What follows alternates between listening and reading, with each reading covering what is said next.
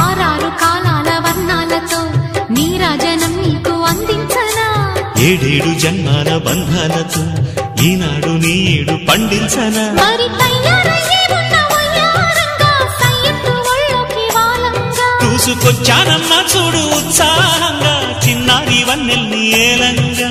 ప్రతిక్షణం పరవశం కలగగా